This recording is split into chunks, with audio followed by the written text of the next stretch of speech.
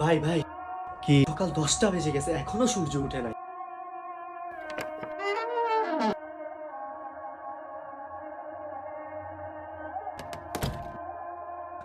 আসলেও তো সূর্য উঠে নাই।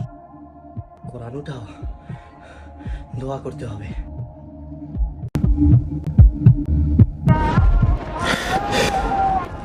ইসরাফিল যখন সিংহায় ফু দিবে তখন সব ফেরেশতা নবী নিচে নেমে আসবে, সবাই চিৎকার করবে আর বলবে ইয়া নফসি নফসি, আমাকে বাঁচাও আমাকে বাঁচাও। আদম আলাইহিস সালাম নফসি নফসি, নূহ আলাইহিস সালাম নফসি নফসি।